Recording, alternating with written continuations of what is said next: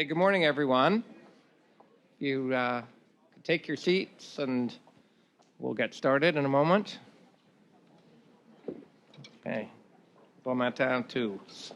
I'm Ed Greenspan. I'm the president of Public Policy Forum. I'd like to, let me begin actually by acknowledging that the land that we're gathered on today is the traditional unceded Algonquin territory, and welcome you to the event today. So I'm I think, in charge of welcoming remarks. After that, Glenn will do opening remarks, and then we'll have an introduction, and then eventually, I think the plan by noon is that Danielle will get an opportunity to speak to. But this is the way these things roll out, and I think it's good and appropriate. So I'm delighted to be here. I'm just going to tell you. Let me just say for 2 minutes about the Public Policy Forum. Le Forum des politiques publiques travaille avec les gouvernements, les services publics, le secteur privé, les syndicats, les institutions postsecondaires, comme ci, et les ONG et les groupes œuvrant dans le but d'obtenir des meilleurs résultats en matière de politique pour les Canadiens et les Canadiens. As a nonpartisan membership-based organization, we work from something we call inclusion to conclusion, which is meant to confuse you somewhat, and I hope it's working. But it has a methodology behind it, which is that the Public Policy Forum has always been a very inclusive organization. I just named the types of groups who are among its members, and it's a very broad swath of membership. And the idea is to get them together in various forms to work out public policy issues and to work through blockages in public policy and come up with fresh solutions. The conclusion part is that latter piece that we're not just around to for the joy of the conversation, which is joyful in itself, and quite frankly, discussing issues is important in and of itself. But we're hoping to find avenues that we can have a better public policy regimen in the country for Canadians, and working with our partners and our members on that. As an example of that, we'll talk about today in a minute, but next week we will be releasing a report we've been working on for a long time, for the last 6 months. I don't know if that's such a long time, but since I've only been there 9 months, it seems 2/3 of my career at the Public Policy Forum has been consumed by this particular report. On an issue that's, I think, sees a lot of people, the future of news and democracy, and whether we will have a viable news sector to inform our democracy, and that will be coming out next Thursday. It's a big, meaty 40,000-word analysis, but it comes to conclusion. It has recommendations for action on this issue. Today, we're excited to be partnering with the Telfer School of Management to host this timely discussion on scaling up system transformation in Canadian healthcare. In other places, right now, other people are talking about scaling down healthcare, and happily, we're here talking about how to scale it up. And I think that speaks to the country and the kind of way that our citizens, are work together, and the role of the state in this country, and even among the people who want to, there's different kinds of reformers. Danielle is a reformist. There's different forms of reform, but these discussions are very productive, and the kind of thing the Public Policy Forum is very happy to be associated with. I couldn't help thinking about this and the differences in some way. I don't even want to be explicit about these, but a friend of mine tweeted me actually, and the rest of the world, a cartoon the other day. A friend of mine who works for the Washington Post, and it's sort of a Norman Rockwell type drawing, and in the caption, it's a little boy and his mother in a kitchen in that Norman Rockwell way, and he goes, "Mommy, what is a Canadian?" And she goes, "It's an unarmed North American with health insurance, sweetie." So it's an exciting time to have an unarmed author with some ideas around health insurance with us today. I'm going to leave the introductions after I do the welcome to Glenn, but I do just want to say that Danielle. I know Danielle, and I, like many of you, got an opportunity to watch her on television.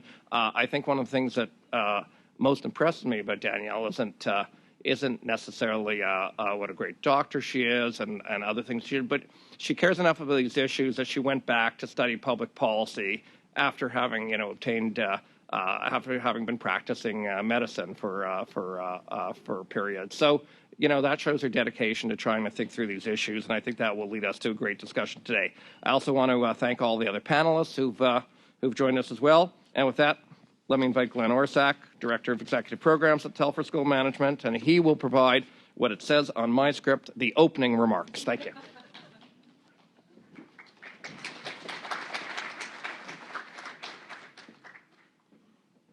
Thank you, Ed, for those welcoming remarks. Now for the opening. And also thank you to the Public Policy Forum team for collaborating as you have on this event. I love to be able to bring together partners and collaborators, and I think it's worked well, and we've enjoyed the opportunity that we're bringing together today. Good morning, everyone, and welcome to Telfer. For those of you that may be unfamiliar with Telfer and why we might be hosting a conversation on health system transformation at the University's Management School, I just want to, acknowledge and point out the broad interest that our faculty have, our administration have, and many of our alumni and students, our health administration students, in transformation of the health system. We're very focused in this sector. Indeed, health system transformation is one of three areas, strategic priorities of the school in terms of how we align our research, our teaching, and our outreach activities, and where we try to align those activities to achieve a more significant and meaningful contribution to the discussion. So this is certainly an area of interest to us. And of course, I, as the Director of Executive Programs at Telfer, also have a big focus in this area. We have a very interesting portfolio of leadership programs in the health sector. So needless to say, this is something of high interest to us and to my colleagues at Telfer to be able to host a discussion like this today. So thank you to the PPF for bringing the opportunity to us. I now want to give you the opening comments, a brief overview of the proceedings this morning. Shortly, not at noon, shortly you will hear from Dr. Danielle Martin, who will set the context for a panel discussion, as you can imagine, that's going to be seated up here. I'm going to remind you or point out that the proceedings this morning are being recorded, being filmed, so that we can review, share the discussion after the event. If you want to follow the discussion on social media, we have a colleague from the PPF that will be live tweeting. The two addresses will be the PPF address, PP Forum CA, and the Telfer address, which is Telfer_U Ottawa. And there seems to be a hashtag emerging Canadian Health, which is CDN Health. So if you're following the proceedings on Twitter, you should be able to find us there. So without further ado, I'm going to introduce the moderator for the panel this morning. Emily Gruenwald is a colleague of ours and has recently been now appointed into a new role as the new president and CEO of the Canadian Association of Pediatric Health Centers. So that's a new role she will take on, next month. She's still in a senior role at the CMA and will be concluding that over the next few weeks. So welcome, Emily, and may I ask you all to welcome Emily to the podium for the panel discussion.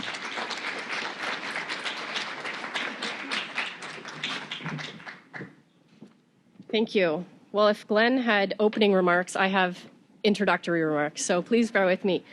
Thank you both to Glenn and the Telfer School of Management, as well as the Public Policy Forum, for inviting us here today and for inviting me to chair our discussion today. We have a great lineup for you this morning.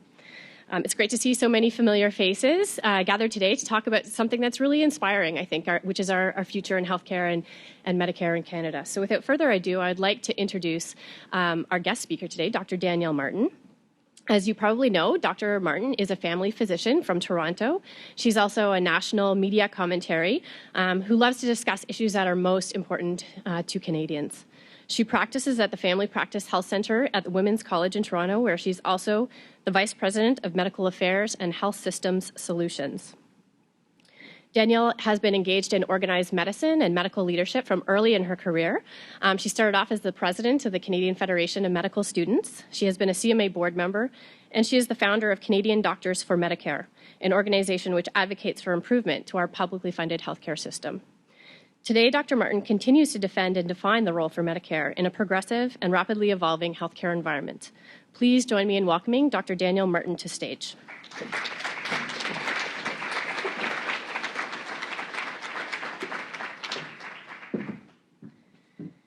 Good morning. Bonjour. Quel plaisir d'être parmi vous aujourd'hui. I've got some opening remarks. I'm just joking. I'm thrilled that you're all here. Thank you for coming and for allowing me to take part in today's conversation. I see many friends, many longtime colleagues in the audience, and of course some family members. I like to bring my family with me everywhere just in case things get controversial. And it's a great pleasure to be here at Telfer. I want to thank Glenn and the whole program for hosting us, and I want to thank Ed Greenspan and his tremendous team at the Public Policy Forum for organizing this morning's event. The Public Policy Forum really is, I think, the leading vehicle for informed and insightful conversation about the critical issues of our day. Issues like healthcare, which, as you can probably tell from the stack of books being peddled at the door, is a topic about which I have quite a few opinions. So our focus today is on scaling, a concept dear to the hearts of policymakers and piano teachers alike. Specifically, we're focusing on ways of scaling up, innovative ways of improving our treasured system of healthcare. Scaling up is in many ways, I think, the holy grail of healthcare policy and healthcare system improvement. First, you want to develop solutions to important problems like wait times for elective surgery or overprescribing in the elderly or poor communication between primary care and hospitals. Then you need to actually test your solutions to see if they work, if they make any difference. And once you figure out what works, you want to make those solutions available wherever they are needed, across the system, across demographics, even, dare I say, in today's context, across the country.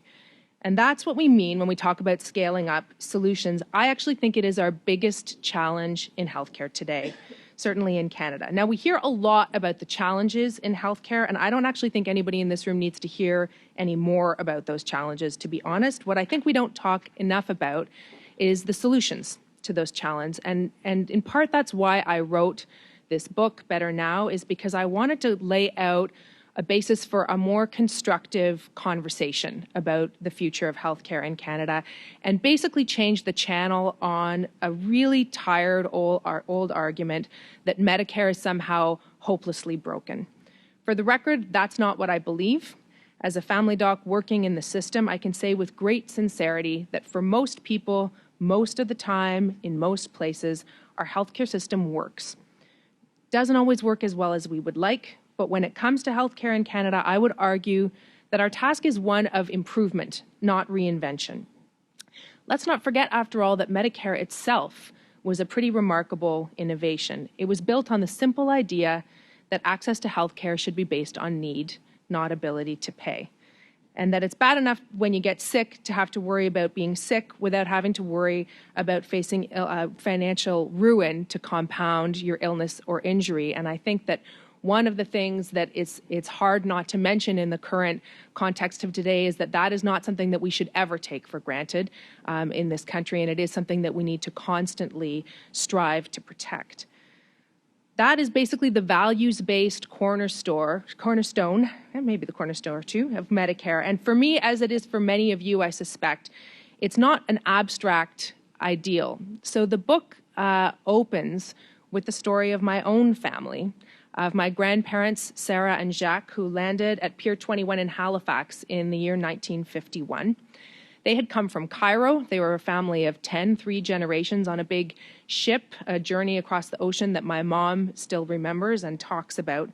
And they had left behind basically everything that they knew, everyone that they knew, most of their possessions. And Jacques was tasked with the burden of building a new life in a new country for 3 generations. And that was a role that he assumed dutifully, as so many new Canadians do every day arriving here. And he did his best, but a year later, he suffered his first heart attack and was hospitalized for 9 weeks. That was in Montreal in 1953.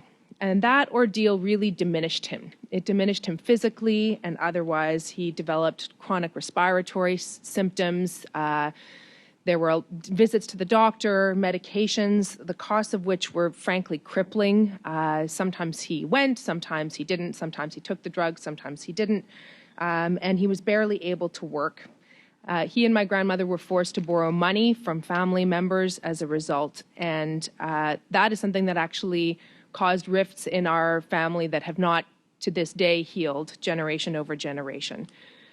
After plunging deep in debt, he developed further heart problems. My grandmother herself ended up hospitalized as a result of the stress that she was under. And my mom, who was just starting at the age of 18 at McGill, was working part-time to try to contribute to the family finances. So it was a grinding experience for them. And the story ends, or starts maybe, with my grandfather's death at the age of 54 in the year 1966, the same year that Parliament passed legislation to create Medicare.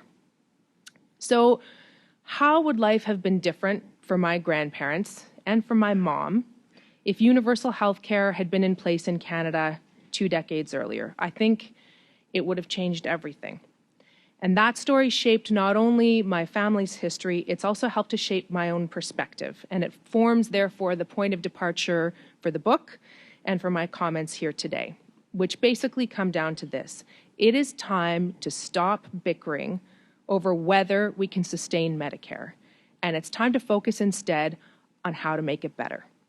And that conversation takes us quickly then to the subject of innovation, of finding new ways to improve the quality and access of the care we deliver. And just as important, perhaps even more important, of finding ways to spread and scale those innovations to ensure that they benefit as many people and patients as possible. Now, I mention patients quite deliberately, by the way, because one of my great frustrations with the debate about Medicare and healthcare transformation is that it has so often become a closed club, open only to the same health policy types, physicians, experts, and it's understandable. We need those people and we need their expertise. But I think when we get caught up in talking only to ourselves, we run the risk of surrendering our own influence on the public and the influence that the public can have on us in forcing us to move from ideas to action in implementing health system transformation. So that focus on patients and people is the reason why, if you read Better Now, you'll see that each of the 6 ideas I explore comes from a person, from a patient, from my own patients, in fact. These are the people that I care for, and they're the people I care about. And for me, they are the window into the conversation about what needs to be fixed and how to fix it. And more importantly, they're the window into a broader conversation about improving Medicare that needs to include more than just the usual suspects. So in that respect, the 6th and final idea I talk about in the book is the challenge of moving from what I call the pilot project to the system solution, which is just another way of saying scaling up. And that idea comes to me by way of a patient I called Jonah, who for years was trapped in something even bigger than the belly of a whale. He was trapped in the belly of our healthcare system. Jonah suffered from kidney failure. And for years, he badly needed a kidney transplant. And finding a match, by the way, for a kidney transplant is no easy task at the best of times. But for Jonah, it was doubly difficult because the kidney he required for complex reasons was especially rare. And this meant that he basically had no choice but to rely on dialysis for years. Now, that was a problem in more ways than one. First, and most obviously, Jonah was virtually imprisoned by his condition. 3 times a week, for at least 3 hours at a time, he had to visit his local hospital, get laced up to machines, and sit and wait. And this routine made it basically impossible to hold down a regular job. Taking his wife away on vacation was effectively out of the question. His entire existence revolved around this machine that kept him alive and yet really limited his quality of life. Second, all of this costs a ton. Each time a patient comes off dialysis, it saves the healthcare system about $70,000 a year, every single year. And I'm sure Alex could tell you and others in this room that it's not hard for a hospital CEO to find good use for savings on that magnitude. Mercifully, Jonah's story has a happy ending. And oddly enough, he has scaling, that technically insidery piece of jargon, to thank for it. See, Jonah spent 15 years stuck on a would-be recipients list that was restricted to his home province, structurally limiting his odds of ever finding a match. To their great credit, Canadian Blood Services, which operates independently but alongside provincial healthcare systems, recognized that highly sensitized patients like Jonah were falling through the cracks. They launched a purpose-built initiative to target these patients that drew upon the full scale of all our provincial donor systems, and bingo, Jonah got his rare match, and he now lives a freer and fuller life. What Canadian Blood Services did was they spotted a problem, they created an innovation, and then they scaled that innovation up across the country, and it's been saving people's lives by saving the system money. That is the secret sauce we need more of in the Canadian healthcare system. So the question is, of course, how? How do we do this more broadly and more often? What are the barriers to scaling up transformation in Canadian healthcare? I'm going to start by mentioning one challenge that we don't have, because a complaint you'll often hear, and I think it's a favorite complaint that gets made too often, I think, by people who don't actually work inside the healthcare system or see the kinds of efforts. How many improvements did you say, Alex, have been made in your hospital so far this fiscal year? 1,007 improvements so far just at CHEO in this fiscal year. But you'll hear people complain in the newspaper that our single-payer system fails to foster a sufficiently entrepreneurial or innovative culture, that we end up stifling instead of unleashing innovation.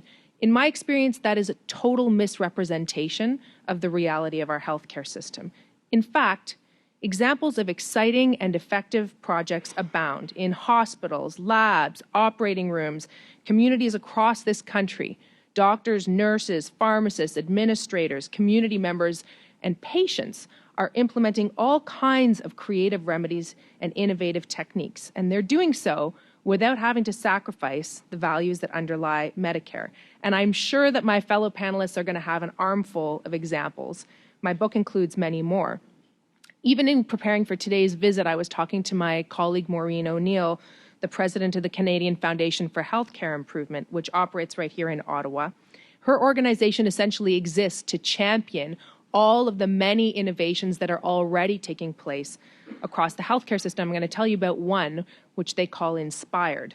This is a program that targets people living with chronic obstructive pulmonary disease, or COPD. COPD is one of the country's most common chronic diseases, and it is the cause of more hospitalizations and more return visits than any other chronic condition. It hurts people, and it hurts hospital budgets alike. So in 2014, CFHI launched a new initiative to better support people living with COPD. And they targeted a group of patients who were being admitted and readmitted and readmitted to the hospital with exacerbations of this chronic illness. And they basically threw a whole bunch of help at them, none of which was high tech. It was things like written action plans, at-home self-management programming, psychosocial supports, follow-up by telephone. None of them involved expensive machines or fancy new technology, but it was a coordinated effort to try to put some support around people who were basically in what I call the revolving door of healthcare, going in and out of the hospital. And that innovation had already been tested in Atlantic Canada and found to work. So with the support of the CFHI, this idea began to spread. And by the way, the Ottawa Hospital, I know there's quite a few people from the Ottawa Hospital here today, was a sentinel participant in that program. 19 teams in every single Canadian province started enrolling people in this inspired program. So the result, an 80% reduction in hospitalizations among those who took part in the program for 3 months. And the patients and their families reported improved self-confidence, symptom management, and a quicker return to their daily activities. So this is an idea that is ready for scale, right? And it's estimated that it would benefit 14,000 Canadians and save nearly $700 million in the system over the next 5 years if it could actually be implemented across the country. So again, I say that our problem is not coming up with good ideas. We've got plenty of innovation in the healthcare system. The challenge is spread and scale. It's locating the time and the will and the energy to broadly implement innovations that we already know will work. So what's the problem? The fault lies at many doorsteps. And in the book, I talk about this in terms of the anatomy of change. Now, you may not be reassured about my medical skills when you learn that in my version of anatomy, there are only 3 body parts: the brain, the heart, and the feet. The brain is my way of describing the way that we use data. Why, for example, do we still so heavily restrict what we release publicly when it comes to data about outcomes? When it comes to the ability to access one's primary care team, for example, on the same day or the next day that you call for an appointment, my guess is that we would see a blizzard of innovative solutions if delays were reported at the level of the individual physician. And yes, I know that's a controversial suggestion. We don't do it that way here, but in fact, it's standard practice to do so in many other countries. And when it comes to sharing data publicly about infection rates in hospitals or readmission rates for people with a given condition like COPD, we have spent so much time talking about the downsides and justifying the fact that we don't make data publicly available that we have failed to see that it is a critical component of the anatomy of large-scale change. In fact, we will not, in my view, be able to achieve scaling and spreading of innovative solutions unless we make data publicly available for all to see. And then we can have some arguments about the quality of the data and whether it tells the whole story, and we have to triangulate it and we have to make it better. But unless we put it out there, we are never going to see the kind of change that we need in the healthcare system. The heart. The heart refers to something else altogether. It is, of course, the poetic, if not the anatomic, locus of courage, something that is all too often missing when it comes to making tough decisions in the healthcare system. Not all innovations, even those that produce better outcomes, will necessarily be welcomed by every community, by every provider group, by every profit-oriented stakeholder. But the reality is that we need our politicians and our system leaders to use data to make the best decisions they can, and then we need them to stick to their guns. And finally, there are the feet. The healthcare providers who bring ideas to life in our hospitals and our home care organizations, but let's be honest, sometimes they are also the feet that drag. And nowhere has this been more true than in my own profession. One of the fundamental realities of our healthcare system is that physicians operate effectively as independent contractors, and that autonomy can be a positive. It helps to breed the very special doctor-patient relationship, which I think is a critical cornerstone component of the healthcare system. But it also means that when it comes to doctors participating in improvement projects and putting elbow grease into that spread and scale initiative, we're basically dependent on people's voluntary participation.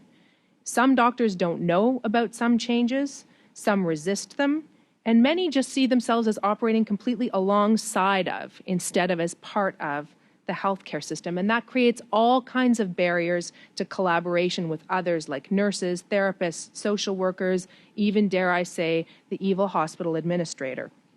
The kind of collaboration that is so often key to widespread implementation of solutions like the Inspired Initiative. There are, of course, a million other challenges as well: finances and resources, differences in demography or geography, systemic entropy, on it goes. But, and I will bring my remarks to a close on this point, if there was one factor that I would really emphasize, it would be this last one that I mentioned: the pressing, practical need to get all the feet moving together in the same direction. And that is going to require doctors like me to think differently about our role. As Don Berwick, one of my heroes from the United States, has put it, it requires doctors to ask not only, what do I do, but also, what am I part of? Look, we have a good system, one that reflects our values and is particularly effective in addressing acute challenges. But we still need to make it better. We need to embrace innovative remedies, we need to accept key insights, and we need to concentrate in particular on the spread and scale of those solutions. And when I say we, by the way, I don't mean that figuratively. I mean we. It's going to take us all. Physicians and policymakers, administrators and academics, healthcare workers of all sorts in communities of every size, and patients, citizens, pushing, demanding the kind of better care that will help everyone who needs it, rather than leaving some people behind. That's how we'll overcome the barriers to turning pilot projects into permanent change. That's how we'll spread and scale solutions. And that's how we can make Medicare, our precious, universal, single-payer system of healthcare, better. Better now. Thank you.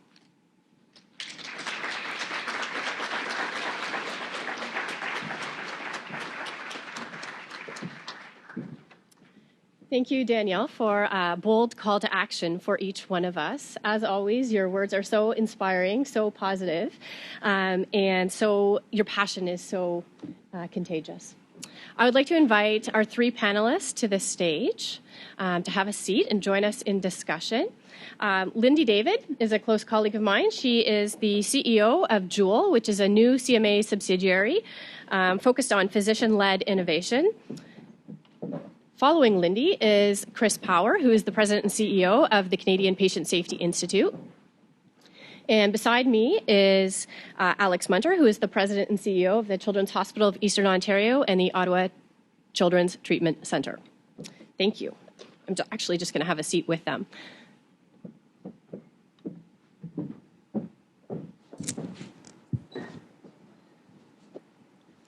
Perfect. And for those of you who are as passionate as me about following conversations on social media, in addition to the handles that Glenn mentioned earlier, Danielle's hashtag for the discussion that we're having today is hashtag 6BigIdeas. So maybe you can include that in any tweets. So we have a very diverse panel with us today, and I thought I would ask, just to start, to introduce yourselves in the context from which you're joining this conversation today. Talk to us a little bit about why innovation and scale for transformation is so important to your stakeholders. So maybe, Alex, I'll start with you. So good morning, bonjour à tous et à toutes. It's great to see so many people here, and welcome. I guess this is the first stop outside of Toronto on your national book tour. So good luck with that, and thanks for plugging our 1,007 improvements so far this year. So far this fiscal year, we're good. We're not that good, and maybe I can use one of those 1,007 because some of them are small improvements within our organization that make things better for patients and that use resources better, but that probably aren't that scalable. But I think of one that is. And when I say we, I really mean thanks to the hard work of our mental health team. They've been able to reduce wait times with no additional resources. They've been able to reduce wait times for our mental health outpatient clinics from 200 days to 22 days. And that's an overnight success that took 18 months of work to achieve. It has been done at one other children's hospital in Halifax, which, not coincidentally, our chief of psychiatry was previously at. And the moral of that story, I think, very much underscores what Danielle was talking about, which is that we know what it takes to make a change like that happen.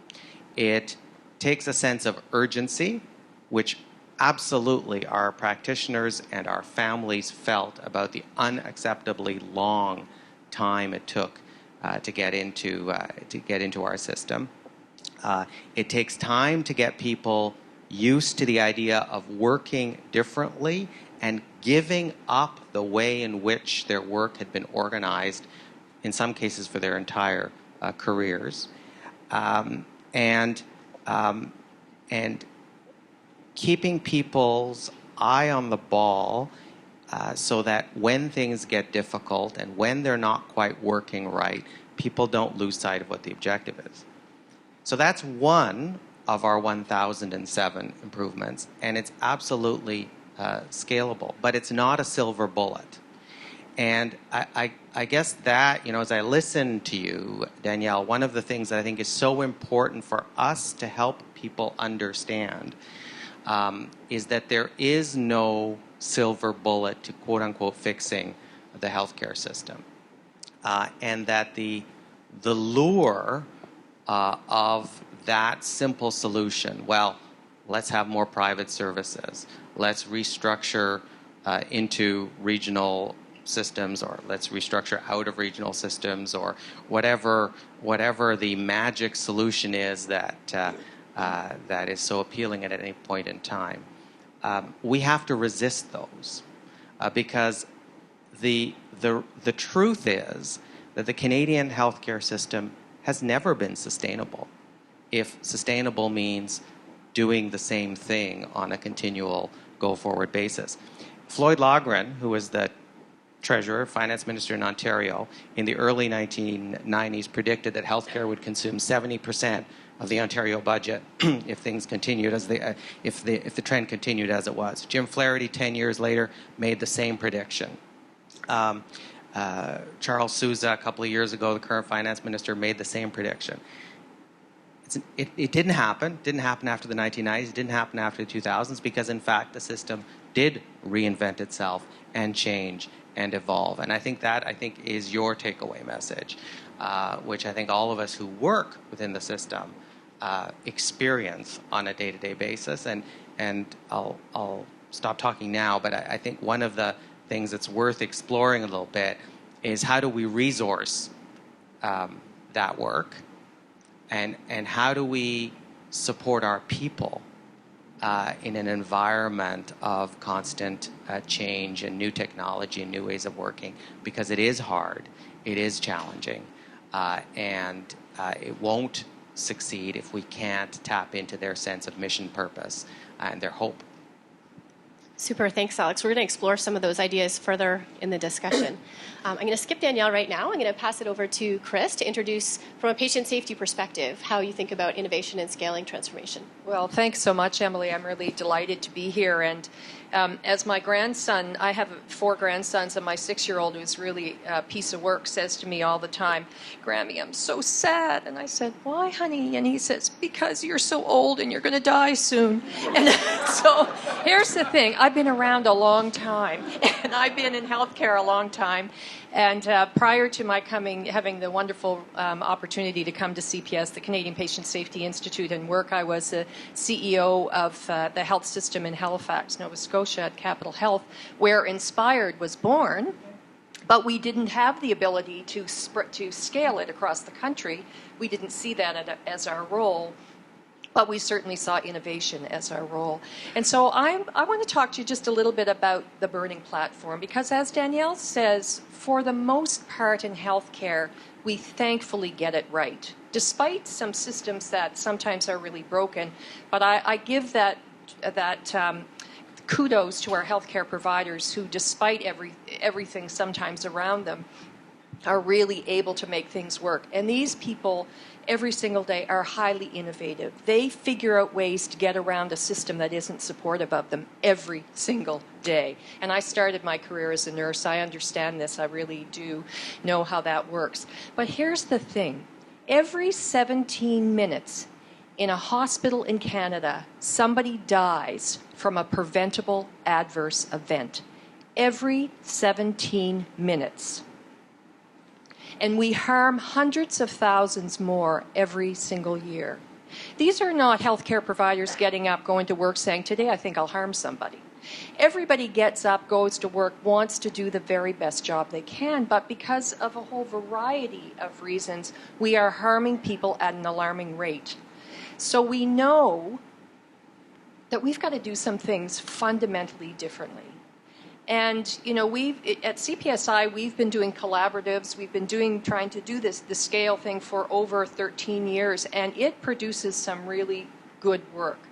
But often when those leaders of those projects, et cetera, leave, it falls by the wayside. So we know that that's a really important component, and I wouldn't minimize it at all because I think it's incredibly important, but it's not enough. And so what else is it going to take us in the healthcare system to move those frightening statistics? Tell me any other industry in this world, any other industry who would put up with those statistics? Not one. And yet our most precious asset, health, we've kind of normalized the fact that it's just a cost of doing business, that people are going to get harmed. It's just a cost. But it's not. It doesn't need to be. So what we're talking about in system transformation and health innovation is really all about quality and safety. It truly is. How are we moving the bar on that? How are we making our healthcare systems better? And Alex, that's fabulous, the work that you're doing. And I don't think there's a healthcare organization in the country who's not really trying to move the bar on that. But we know that we're missing some fundamental pieces that I know we're going to talk about afterwards. So there's my compelling call to action for us. Here's a great reason, one of many, that we need to make some changes in a healthcare system that's not broken. It's not broken, but it needs some major repair. Thank you, Chris. Speaking of quality and safety and shedding my bias, I think that physicians play a really important role in identifying solutions and identifying improvement opportunities. So I'd invite Lindy, on behalf of Jewel, just to speak a little bit about what her organization's doing to support physicians who have ideas and opportunities for innovation. Thank you. First of all, I want to congratulate Dr. Martin on an excellent book. I had the opportunity to read it prior to the panel discussion, and it really is a fulsome presentation of some of the challenges, but I would say more the opportunities we have in healthcare, and I think we need to look at what those opportunities are. I have a blended background. I've worked with 3 national nonprofit organizations dealing with chronic diseases, and so I've seen it from the patient side. And now I have the great honor working with the Canadian Medical Association in their newest group called Jewel. And Jewel's primary mandate is to drive physician-led innovation. And physician adoption is really important in scaling up. And part of the things that we're seeing is we're not short of ideas. I mean, right now on my desk, I have 40 different fantastic innovations that could be implemented tomorrow.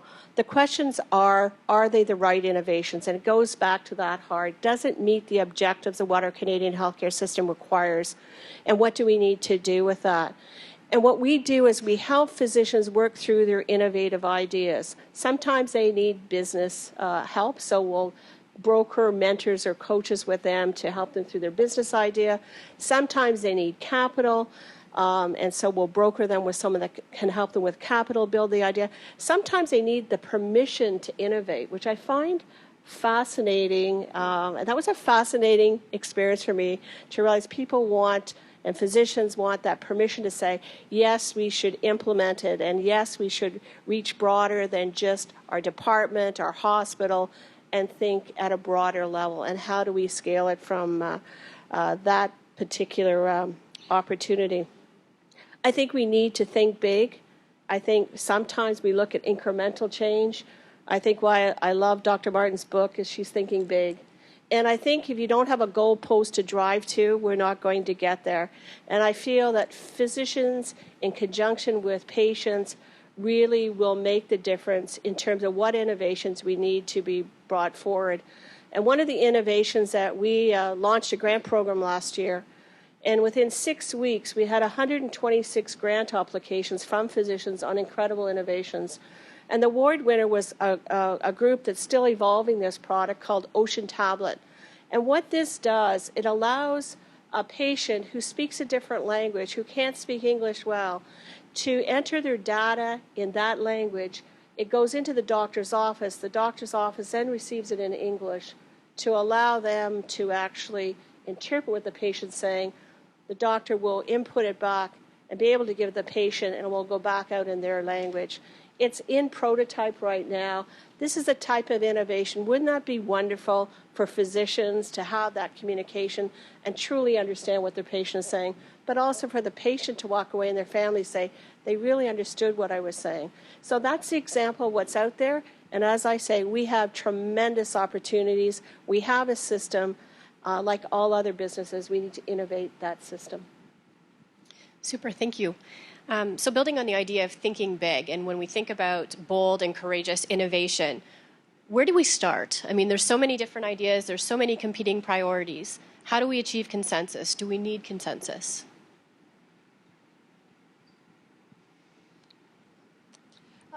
Perhaps I'll start. I'm not sure that we need consensus on innovation. I think we just need to start.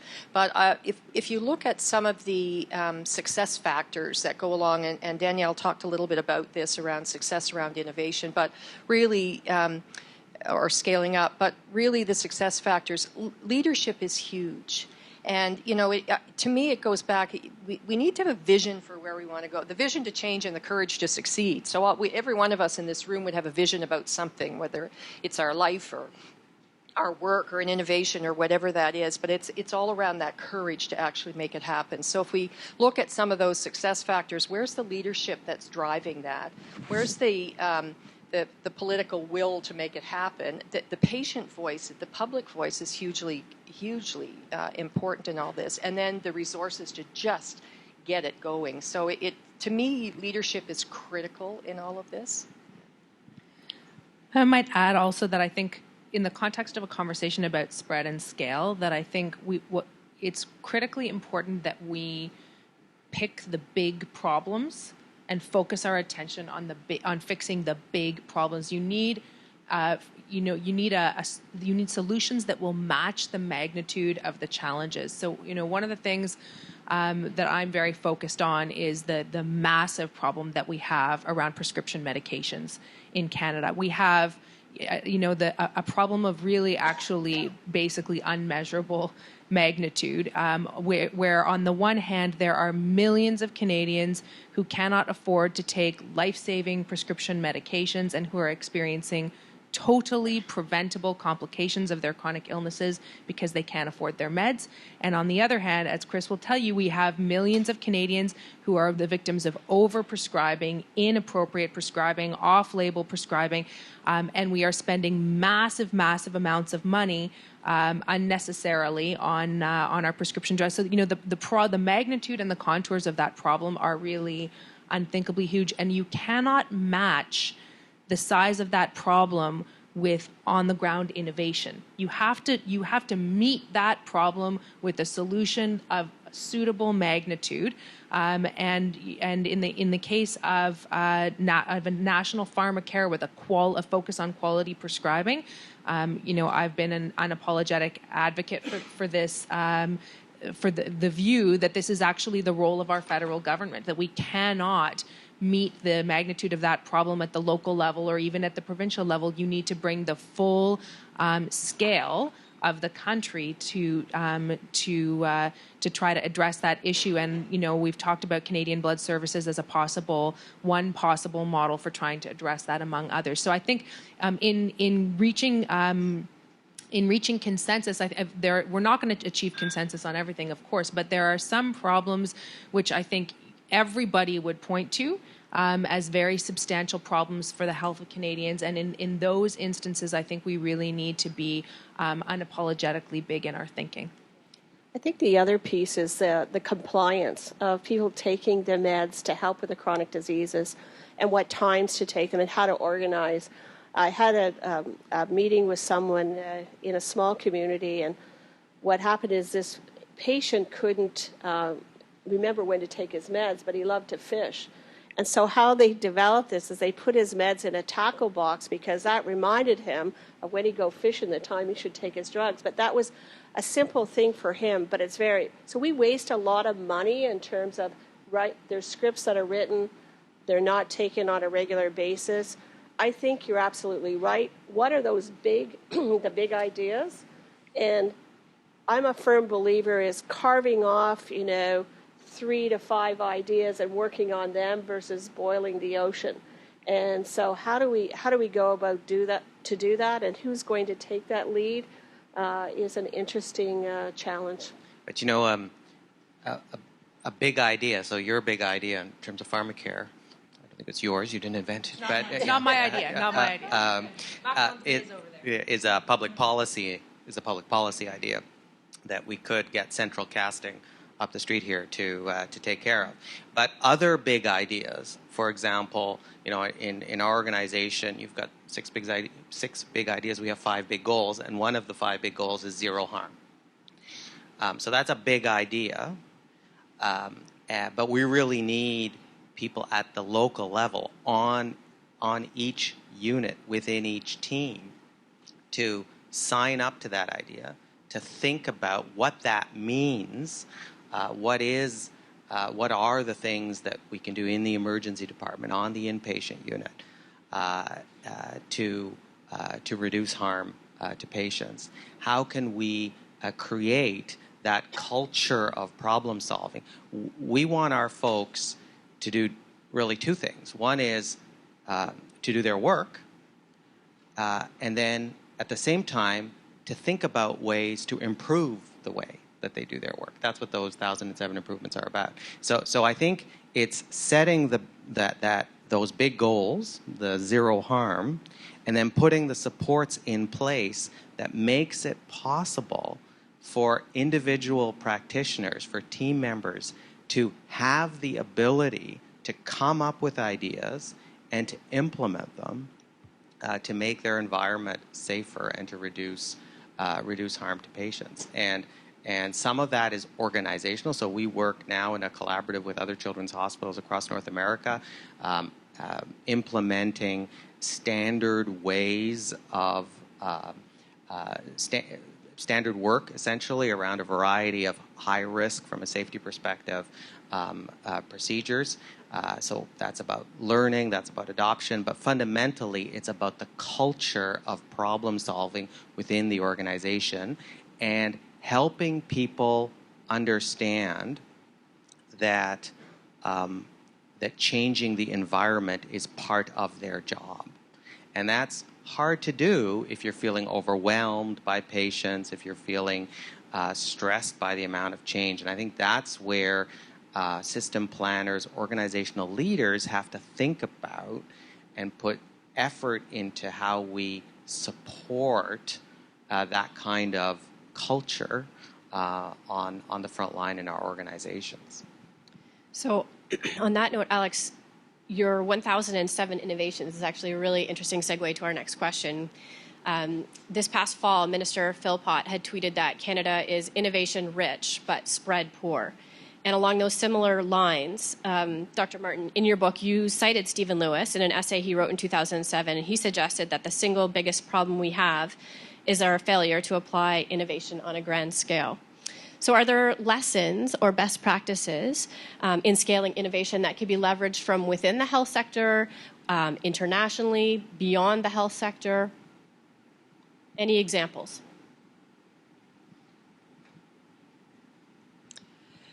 Well, I think there are lots of examples. If you look at some industries that you could compare that in some ways, like we often do in the safety world, the airline industry and the nuclear reactor industry, et cetera, how did they become such safe organizations? How did they spread and scale such the information? When a plane goes down anywhere in the world, the next day changes are in place in the aviation industry throughout the whole world.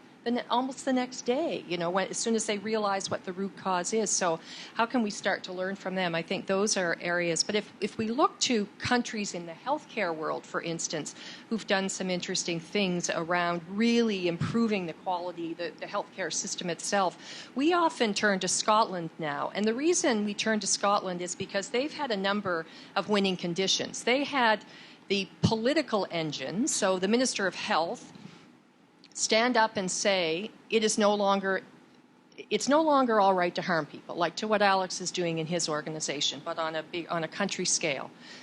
We're going to have zero harm. We're going to improve access. We're going to improve all of these things, and it's going to happen. So mandated from that level. There was public outcry, so huge patient engagement saying, we don't want the healthcare system we have. In Canada, we have a lot of complacency around our healthcare system, unfortunately. People generally think it's okay, and it is generally. So public outcry, there were some resources that were put into that, but not huge resources to make that happen. And it was tied to the accountability of every single person in the healthcare system. So the leaders of the healthcare system, as Alex mentioned, how do you get it so that every physician and nurse and everybody understands that that's their business, that that's part of what they do, so tied to their accountability. And the way that they did it, I think, was quite brilliant. Rather than just saying, this is the way it's going to be done, and a template that said, this is what you're going to follow, they said to organizations, however it works for you, however, you use your local context, you use the people who are there, you help them in change management, you get them to buy into these system changes, but you will do it. How you do it is up to you, but you will do it. And so it's tied to everybody's accountability. I think those are some of the missing pieces for us in Canada. Well, the accountability is a big one. Yeah. Well, and I would say we actually have a lot of accountability in the system, but one of the ongoing struggles we face is that we are, speak from a hospital perspective, told both what the goal is and how to achieve it in sometimes a dramatically micromanagey kind of way. And so, my message to funders is either do what you've just said, tell us what the goal is, and then hold us accountable for achieving the goal within kind of broad parameters of what is acceptable, or tell us exactly what to do, like exactly what the parking rate should be and for how long, and then we will implement whatever you tell us to do, exactly how you tell us to do it, and it will have whatever outcome it has. But we kind of oscillate in our system between, and I understand where it comes from. I worked for a minister of health once. I understand the political imperative to be able to answer a question or justify a decision or an investment, but the challenge, those two things can't live together. Those two things can't coexist. You cannot have a culture of improvement and innovation. You can't be empowering physicians and staff to come up with solutions to achieve a goal while at the same time having a paint-by-number instruction come down the pike. And having everybody take their coloring book out. Danielle, you're laughing. Thoughts? Well, I think actually at the what you've just articulated, Alex, about the tension at the organizational level is also mirrored at the provider level, right? So we see this a lot in primary care. Like, either we're working together with patients to achieve broad goals, like, so for example, around after-hours access or weekend access to primary care or improved management of people's diabetes or whatever it is. Either we're setting the goals at a high level and then letting patients and providers work together to figure out how they're going to do that, or we're in there saying to them, first you stand on your left foot and then you stand on your right foot and then you turn around 3 times. The pushback I think that we get a lot from providers around this stuff is, you're not in my office with my patient. You're not trying to negotiate that conversation. And so I do actually think that setting out clarity around the aspirations is really important. We do have to hold people accountable for the outcomes. We can't just say to them, well, it would be really lovely if you did this, and hope for the best. We do actually have to tie those goals to something, and we have to ask providers to be accountable for those things that they can control. But I do think that this somehow we have blurred the lines between accountability and micromanagement in a way that is unhelpful, and we see that as much at the level of the individual provider as we do at the level of the healthcare organization. So, yes. Super. So I have one more question for the panel, and I'm going to give you some forewarning that after this question, I'm going to turn it over to the audience for questions as well. As a chair, there's nothing more terrifying than turning it over to the audience and having no one stand up. So please do give some thought to something that you can ask these wonderful panelists. And between then and now, I'm going to ask my colleagues about large-scale transformation in health. And we often first jump to technology. We've talked about that. We haven't really talked about infrastructure so much, but we have talked about health human resources. But what role do patient attitudes play in inspiring transformation? Even provider attitudes, for that matter. Any thoughts? I think patients play a critical role. And with that, they have accountability as well. I think in the healthcare system, many times the provider or the physician is held accountable for the interaction or the interplay between the two. I think patients have some great ideas. I think they need to be heard. I don't think the latest shiny technology app that says it's going to help them is always what's best, I think. But it's listening to the ideas that are there of how the system can be improved. It's learning and collecting those ideas and listening to the institutions and listening to like the hospitals and listening to the providers. And throughout that, what are the commonalities of what really needs to improve and what we can innovate? I believe if we go forward and assume that governments and physicians can make those decisions of how the health system will work, it's not going to work. We're in a digital world. Just-in-time information, people are wanting it, the immediacy of the information, and they want to be in partnership about knowing what's going to happen to their health and what they can do about it. So I do believe it is a true partnership. I would agree with that completely. I say this in whatever form I'm in, and it may be provocative, but I believe it to be true. Patients and the public are what's going to transform and change the healthcare system. End of story. For those providers, leaders, we have too much of a vested interest in the system, and what we're doing is we're working around the edges. We're all working so hard, and we want to change the system, but there's too much of a vested interest in the status quo often. And although we have some wonderful innovators and some great leaders, they're often out there by themselves. So I think that patients and the public are what's going to change it. You see any big social movement, you see any major transformation that's happened in this world, in our history, it's because the public stood up and said, no longer, not going to happen. And that's what forced the change. So. It's also, in our context, the parents of our patients are increasingly millennials.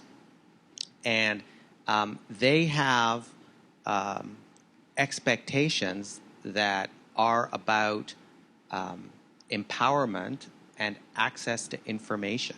And so, in our environment that, is a big driver for us to be implementing an integrated electronic health record, moving off paper, it is, shocking to many of us, but you can imagine if you're 27 years old and you've lived your entire life in the digital world to come into a hospital and have the hospital mail a referral to a specialist in an envelope.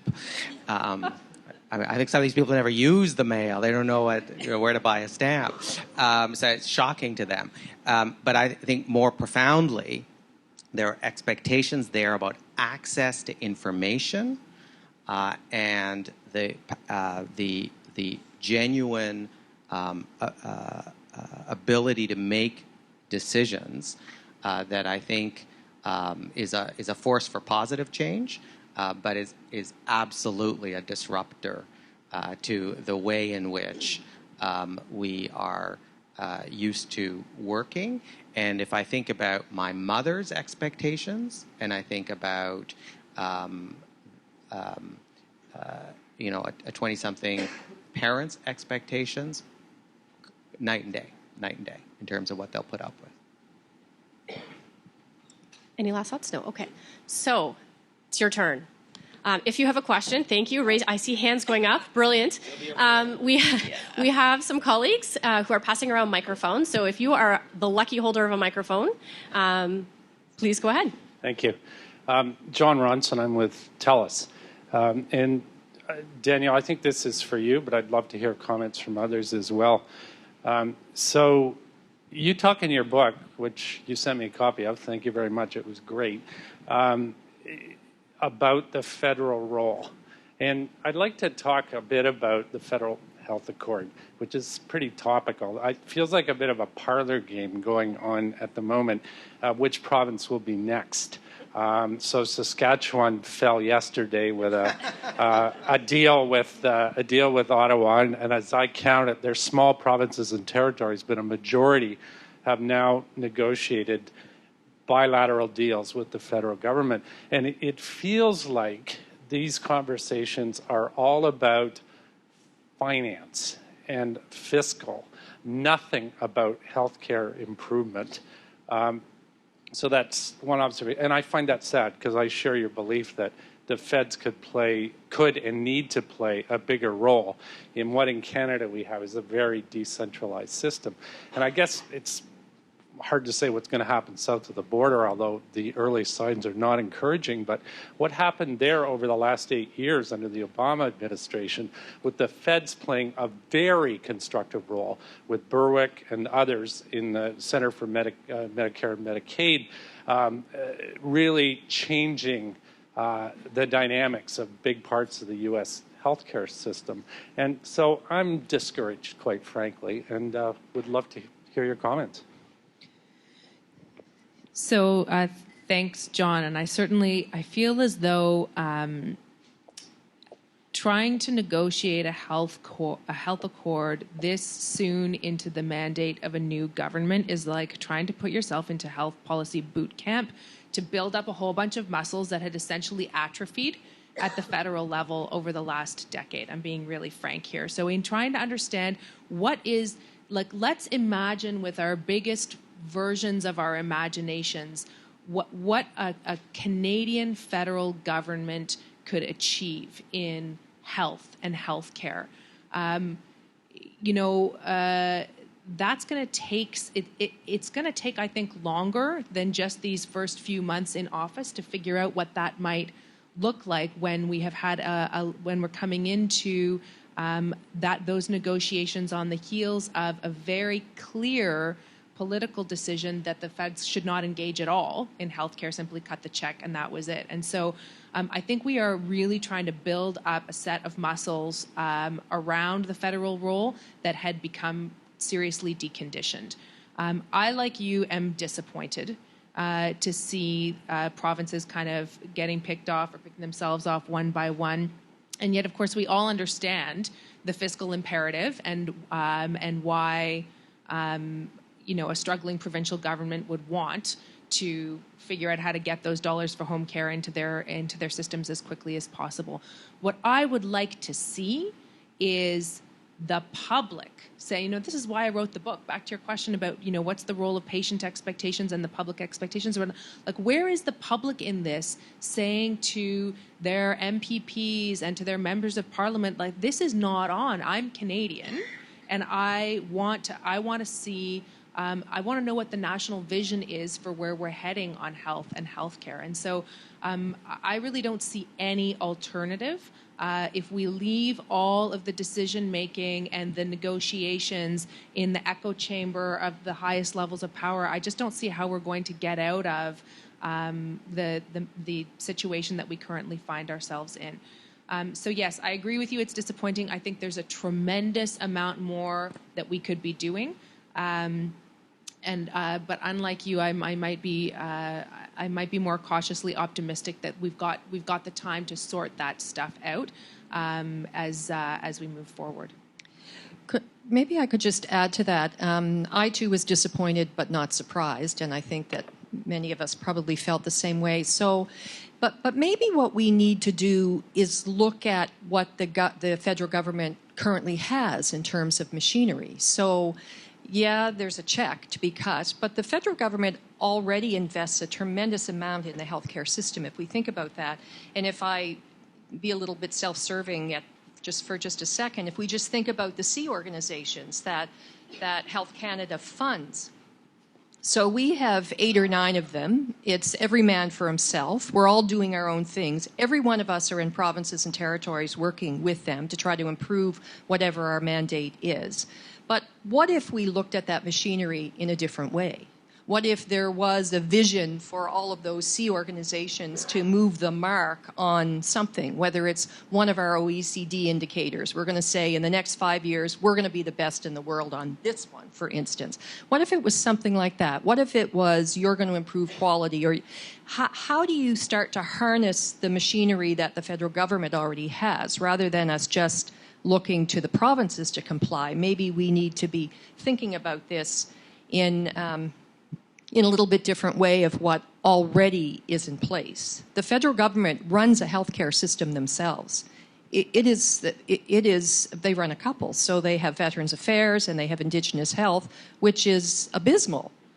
And I don't say that in a disrespectful way. It's been that way for a long time, and I know that there's lots of work trying to improve that. But what if that was the gold star? So I think there are ways we need to be thinking about this in a little bit of a different way, of how we can move the mark with what we currently have in place.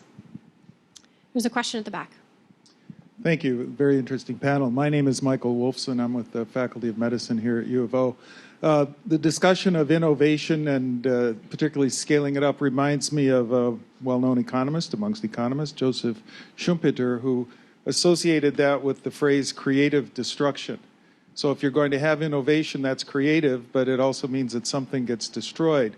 And then there was an earlier question about what are some examples of large-scale innovation, and I think of Samsung coming out with a new cell phone every year or so, and they're willing to cannibalize the sales of their previous generation of cell phones, but at least they're internalizing the destruction, so they on net benefit from the creation. Destruction is disruptive. So I'm wondering how there will be losers then, it seems to me, from an awful lot of the most important kinds of scaling up of innovation in the Canadian health sector. So how do you think about the disruption and the losers, whether we're thinking of the pharmaceutical industry with pharmacare, whether we're thinking about physicians with scope of practice, whether we're thinking about privacy commissioners with respect to access to data? Thanks. Who wants to take a stab at that?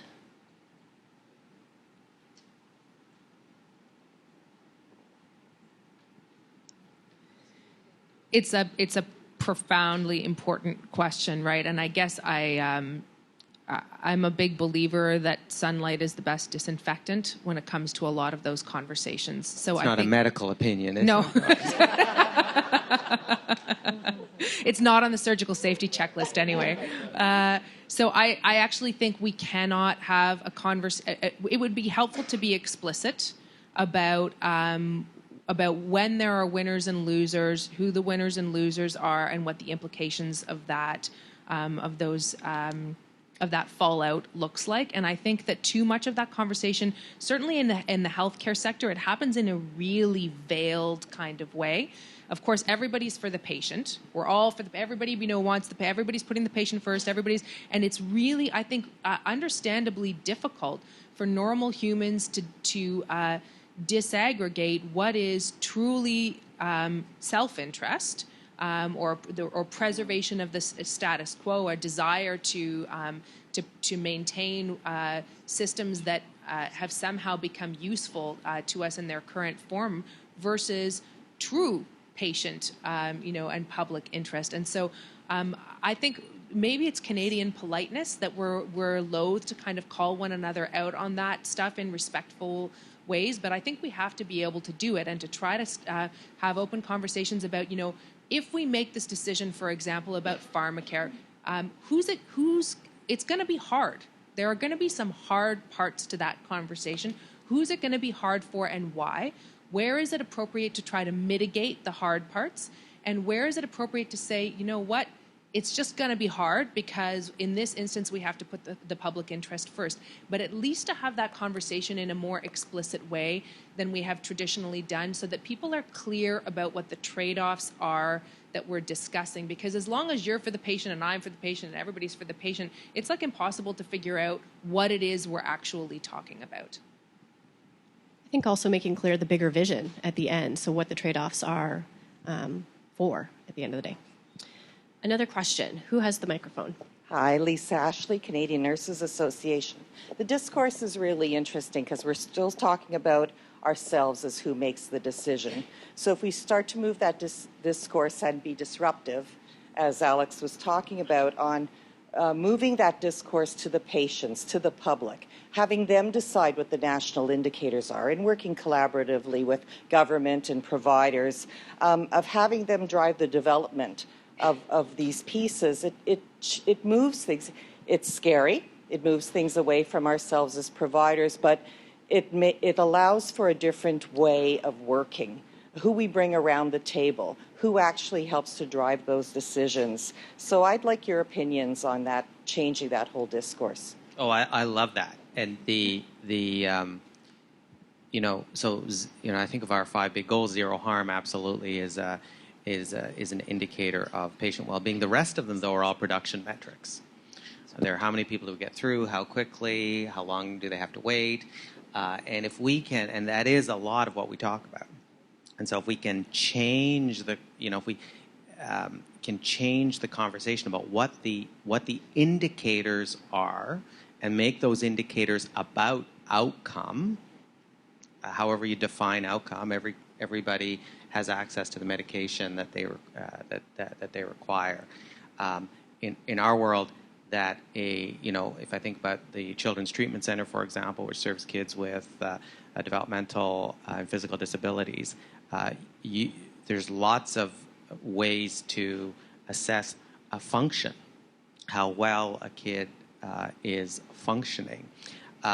So if we organize our work around outcomes for patients as opposed to production metrics like throughput, I think that's the shift that you're talking about. Now, to do that, we do need better data.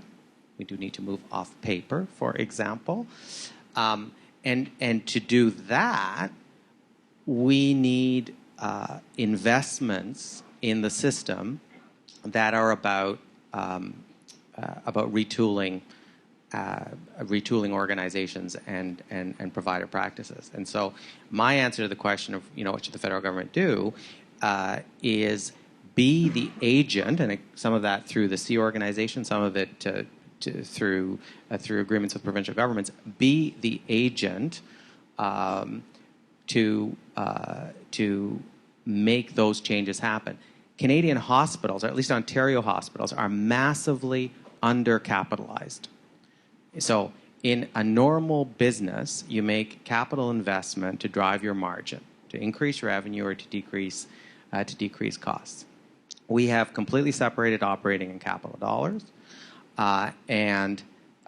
In the case, for example, of our single biggest investment, $56 million project for an integrated electronic health record, which will deliver a better patient experience, connect care, support the data to move to outcomes, we have to do that out of our core operating allocation.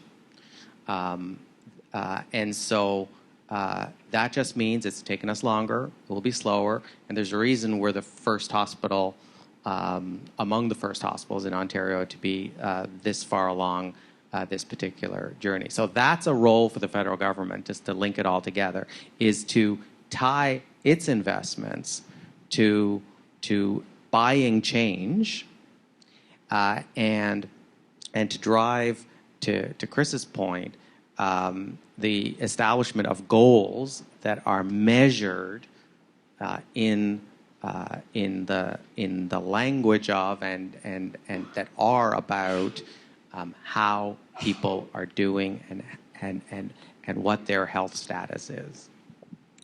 I might just add to that. About 10 years ago, when I was in Halifax, we went through a strategic planning process, and one of our strategic goals was citizen engagement. And we said it's not on anymore for our patients and our public not to be engaged in this. This is why we're doing this work. It's about them. We think we know best. We know a lot, but we don't always know best. And so we even had a vice president of citizen engagement, and we had a goal that every committee, everything we did in our organization, we would have patients and the public as part of that. This was a huge cultural shift for our organization. And those kinds of things you just can't say, so it be written, so it be done, right? This is working with care providers, it's working with physicians, nurses, others, leaders, everybody to say, we are going to have that voice at the table. And when you have that voice at the table, it fundamentally changes the conversation, always for the better. It makes us uncomfortable, but it really pushes the mark. And I think we're seeing that in the children's hospitals across the country, and mental health, they really led the way for this work, and the rest of us were slower to pick up on it, but we're starting to see that. We have a long way to go. We do nothing at CPSI without patients as part of that, and they help us, and most of them have been patients who've been harmed by the health system, but they help us to see things in such a different way. And until we embrace that, and Danielle's spoken about this as well, I think we all have how critically important, but it's far easier to say it than it is to do it. But it's so incredibly necessary. So thanks for raising that. It's a great issue. We speak about patient and public engagement. As I mentioned, I was on 3 different national organizations, was brought in as the patient representative amongst many providers and policymakers. And I have to say, in some cases, it's pretty intimidating. And so I think what we need to do is bringing them in. I think that's a great start, is how do we expand and have more patients at the table than just the one. And it's also the selection of who that one is. Many times the selection of the individual is someone that has a background and can speak to the level of the group, which is wonderful for the conversation. However, that's not the majority of the public. That's not the majority of the patients that are coming into the system that are receiving care. And I think the other thing is we need to have engagement strategies and look at engagement in a very different way. Instead of always having them with committees and structure, how do we have more, digital consultations out there that we can embrace more people and get more dynamics to bring those ideas back to us? So I think we're beginning, and it's been a great start. I think the next level is engaging much broader the public and the patient communities. Thank you. Question at the front. Hi, my name is Colin McCartney. I'm the head of anesthesiology and pain medicine at the Ottawa Hospital and chair of anesthesiology and pain medicine at the University of Ottawa. Just to talk a little bit about primary care, you probably think it's a bit surprising coming from an anesthesiologist. I came from Scotland 18 years ago. I spent most of my life in Scotland, and interesting hearing your example, Chris, because it's in Scotland, every patient has a GP. You walk into your local general practitioner and they can't turn you away.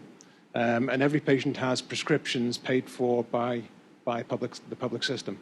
That's a hugely powerful thing. So my question to the panel is, one is, how do we create a system where every patient has a GP, that you can't be turned away by a general practitioner? And also, how do we get more of the primary care out of our secondary and tertiary care systems? As a chronic pain doctor, I used to see a lot of patients in the chronic pain clinic who really should be managed at the primary care level with proper support from secondary and tertiary care physicians. So that's my question to the panel. You're after my heart. So I think of this, so this is actually my big idea number 1. I call it the return to relationships. And I get into some depth. And actually one of the things, I'll just editorialize for a minute to say, one of the things that has been very interesting and educational for me in the last 8 days has been the unexpected public response to this idea. I thought that people were going to be a little bit bored and a little bit confused about why I'm droning on and on about relationship-based primary care. Actually, it turns out it resonates hugely with the public. And so I talk about 2 three actually levels, critical levels of relationship. The first is between the patient and their primary care provider, usually a family doctor, but not necessarily. It could be a nurse practitioner, it could be any number of different providers. And the critical importance of everybody having someone who they think of as their personal healthcare provider, which is going to require the kinds of structural things that you've just named about, no, you don't actually get to say my practice is closed, I'm turning away somebody who lives at the corner of my street, and all of that stuff. So putting in place the necessary structural components to ensure that everybody has access, but also the building of a trusting relationship with that individual, and the ways in which we know that is protective for health, guards against over-treatment, allows better management of chronic disease over time, et cetera. So that's relationship number one. But relationship number two is where we have traditionally really fallen down in the Canadian healthcare system, and that is the relationship between primary care and the whole rest of the healthcare system. So primary care as that kind of quarterback for a person's journey. Why is it that a patient is coming, sitting, languishing on a 6-month wait list to come and see you for a chronic pain consult? What is stopping me from picking up the phone and calling you and saying, this person came to see me this morning, I really have no idea what to do. In 5 minutes, you could talk me through the first 5 things that you would try, and as long as I've got your number, I can call you back when I run into trouble again. Not only would that massively reduce the wait time, it reinforces the relationship that I have with my patient and that ongoing kind of trust. And actually the answer, in fairness to the question, what's stopping me from doing that is nothing.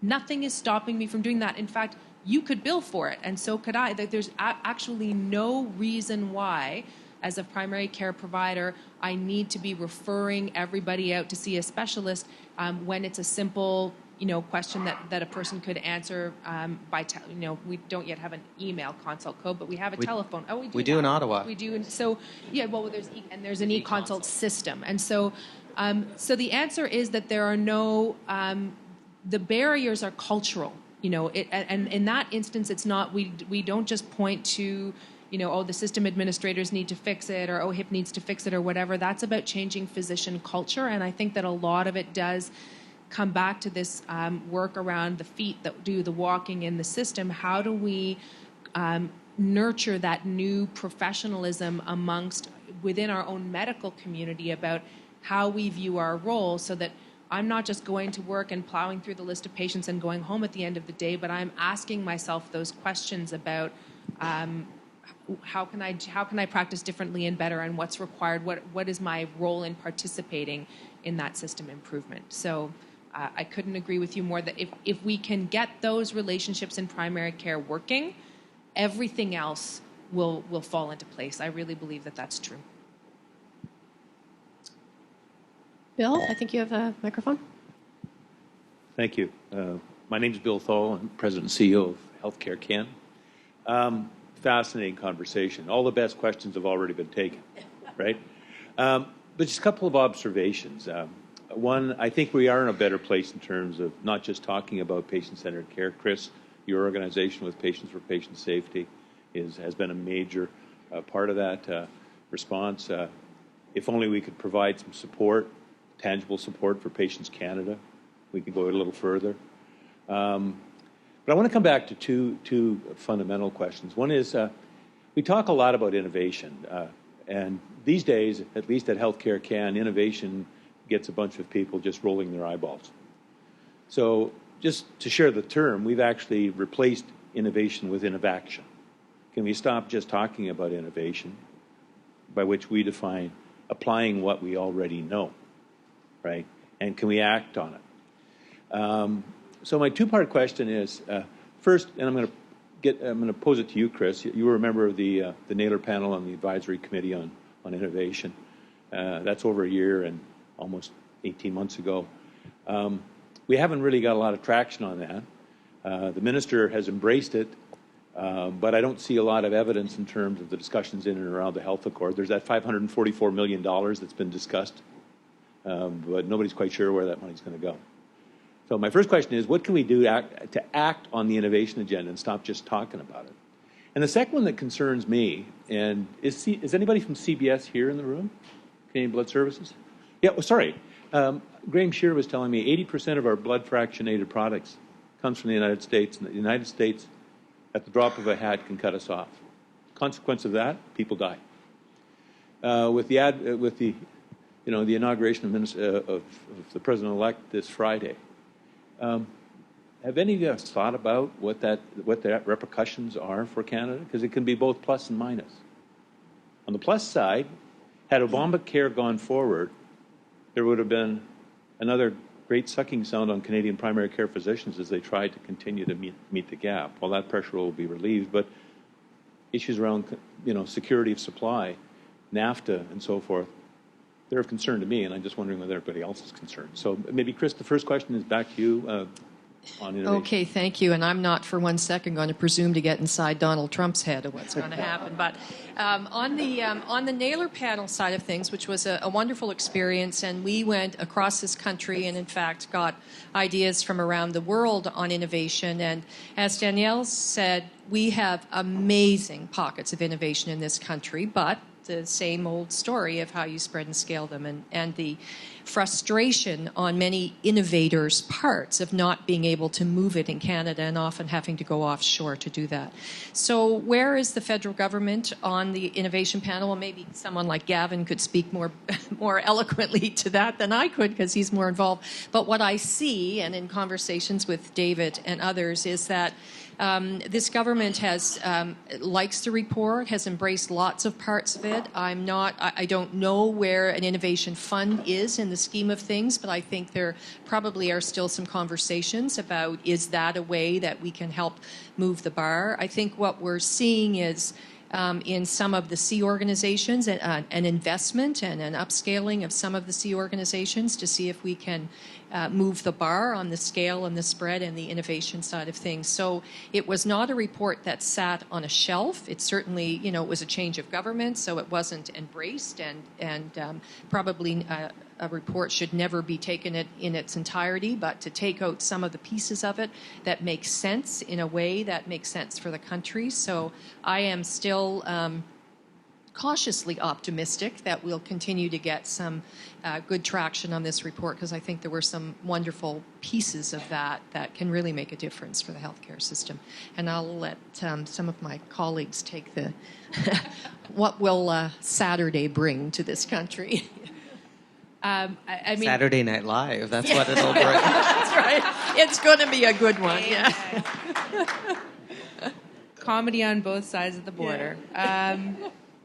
So, I mean, I think if we were to, it would be an interesting exercise with a whiteboard and some sticky notes to just try to brainstorm the many, many ways in which one can anticipate some of what Donald Trump has publicly committed to doing, what the ramifications would be for Canada. So you've named one on the level of the blood supply. Of course, if NAFTA gets repealed, and then depending on what it gets replaced with, there are special protections in NAFTA that allow Canada to maintain our single payer structure and not have American healthcare companies claim a right to invest or bring their products to market in the Canadian healthcare system. So depending on whether such protections existed in whatever, assuming even that it would be replaced with another trade agreement of some kind, which I suppose is also open to question. And so I think when you start to go down that algorithm, and you can definitely give yourself indigestion.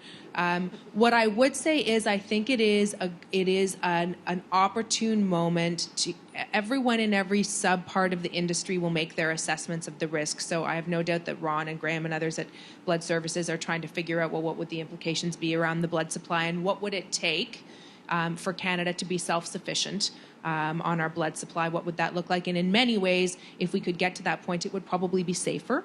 Not that our blood supply is not safe, it is, but knowing that some of the debate around pay for plasma and stuff has raised questions about those issues.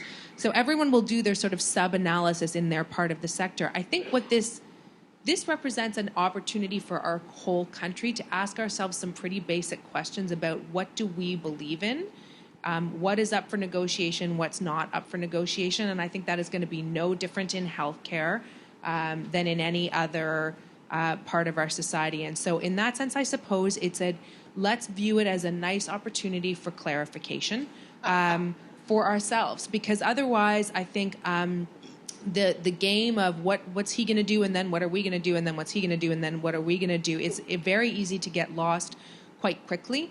I would much prefer that we sort of be clear with ourselves and with one another about where we're prepared to go and where we're not prepared to go as a country, and then we can probably summarize it in a tweet, which he would read. So I think our time has run out for questions, but I want to thank this amazing panel on stage with me, some terrific thought leaders in Canadian health. I also want to thank our audience who did not leave me stranded up here with time to fill. So thank you for your brilliant questions as well. And I will hand it back to Glenn just to say goodbye. Please join me in thanking Emily and our esteemed panel for a very stimulating discussion this morning.